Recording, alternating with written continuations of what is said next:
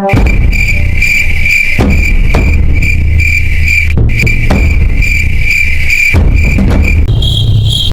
গর্তের ভিতরে থাকবি, বাইরে যাবি না। আমি তোদের জন্য কচি ঘাস আনতে গেলাম। ঠিক আছে মা।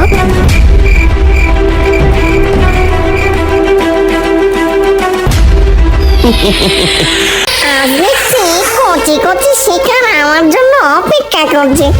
একবার খরগোশ বের হোক, তারপর তোর ছানাদের আমার পেটে চালান করে দেব।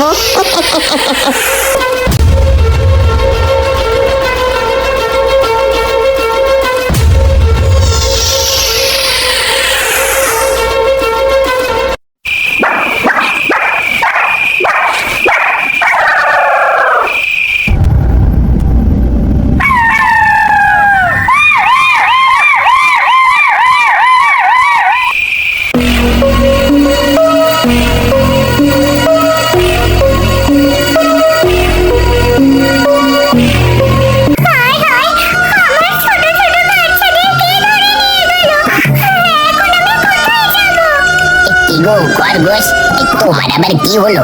এই সাত সকালে হাত পা ছড়িয়ে দিয়ে কাঁদছো কেন? কি বলবো দুঃখের কথা। এই মেয়ে মানুষের একটা দোষ, কোনো কথা সোজা ভাবে বলতে পারে না। কথার আগে এদের উপসর্গ লাগাতেই হবে। বুঝতেই পারছি তোমার দুঃখ হয়েছে, তবে দুঃখটা কি? আমার দুটো বাচ্চা ছিল, একটা দেখে চুরি করে নিয়ে গেছে। এই কি সর্বনাশা কাণ্ড! আরে খরগোশ গিনি, চুপ করো চুপ করো। আর এই বাচ্চাটাকে খেয়াল রাখো, যে তোমার বাচ্চা চুরি করেছে সে কিন্তু আবার আসবে। বলো কি বানর? তাহলে যা বলছি মন দিয়ে শোনো।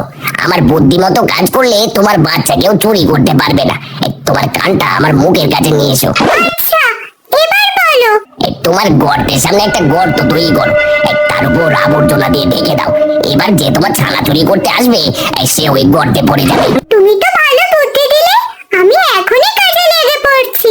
আচ্ছা, আমি গেলাম, তুমি কাজ করো।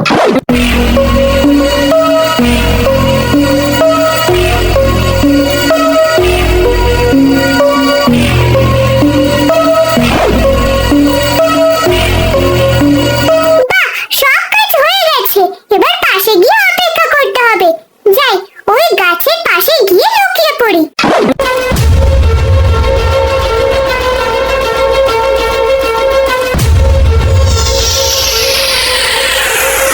দেখি ফাঁকা মাঠ, খরগোশও আশেপাশে নেই। এখনই গিয়ে খরগোশের বাচ্চাটাকে টপস করে ধরে নিয়ে আসি। ওরে বাবারে বাবারে বাবা, চোর ধরা পড়েছে, চোর ধরা পড়েছে। বানর মশাই দেখে যান। ওই কই, দেখি দেখি, এই যে আমাদের শিয়াল পণ্ডিত। চলো খরগোশ, একে আমাদের রাজা মশাইয়ের কাছে নিয়ে যাই। তাই নিয়ে চলো, তারপর এর একটা শাস্তির ব্যবস্থা করতে হবে।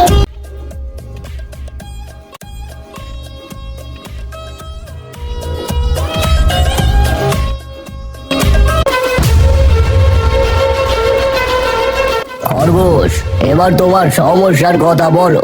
এই পাজি শিয়ালটা আমার ছোট ছানাকে চুরি করে খেয়ে ফেলেছে। রাজা মশাই, এর একটা বিচার করুন।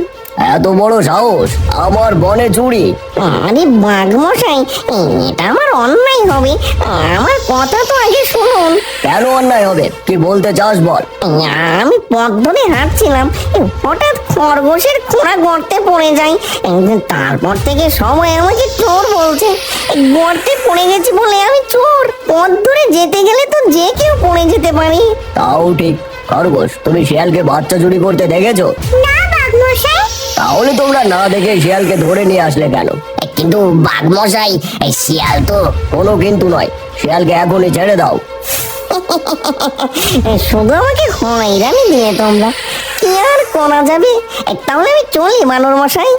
তোমায় একদিন ঠিক ধরবো, সেদিন এই কথার জবাব দেব। সে তোমাদের স্বপ্নই থেকে যাবে, আমাকে সায়স্তা করতে পারবে না। ওই বানরটা খুব বেড়েছে, ওর একটা শিক্ষা দিতেই হবে। আজ ওর বাচ্চা চুরি করে খাবোই খাবো। শিয়ালটা বড্ড বাড় বেড়েছে, ওর একটা ব্যবস্থা না করলেই না। আমি 100% শিওর এই কাজ ওই শিয়ালই করেছে। কিন্তু কিভাবে শিয়ালকে শিক্ষা দেওয়া যায়? তাছাড়া আমার বাচ্চাকে সাবধানে রাখতে হবে, নাহলে ওই শিয়াল আমার বাচ্চার দিকেও নজর দিতে পারে।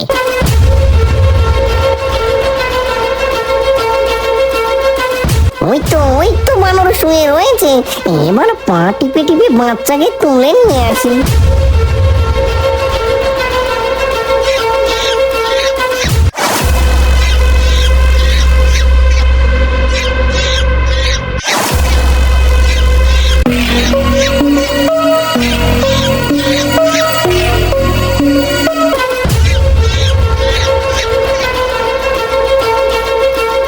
বাঘ মশাই, আমার সর্বনাশ হয়ে গেছে। আমার বাচ্চাটাকে ওই পাজি শিয়াল তুলে নিয়ে গেছে। আপনি কিছু একটা করুন।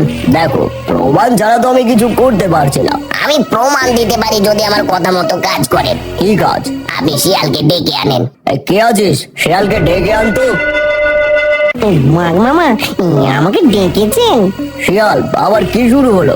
বানরের বাচ্চাও নাকি চুরি হয়ে গেছে? বানর বাচ্চা সামলে রাখতে পারেনি, তাই চুরি হয়ে গেছে।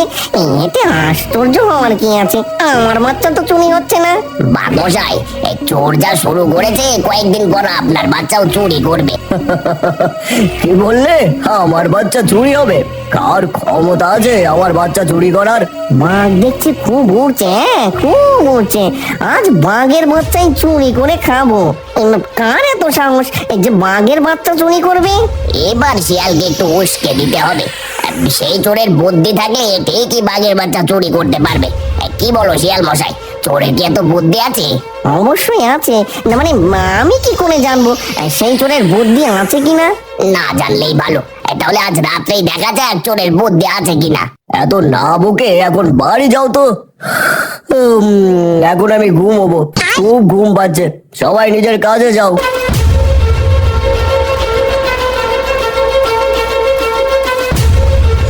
শিয়ালের বুদ্ধি কতটা আজ দেখাবো। তখন বাঘ তুমি বড় বড় কথা বলছিলে, তাই না? এখন তোমার বাচ্চাই চুরি করবো। যাই, আস্তে আস্তে বাঘের বাচ্চাই চুরি করে নি। এই গালে তুলে নিলাম, এবার পালাই। শিয়াল, এখানে কি করছিস? বাঘ মামা, না মানে ভুল করে তোমার গুহায় ঢুকে পড়েছি। আর ভুল করে আমার বাচ্চা গালে নিয়েছিস? ভুল হয়ে গেছে আমার। বনে বাচ্চা চুরি করা?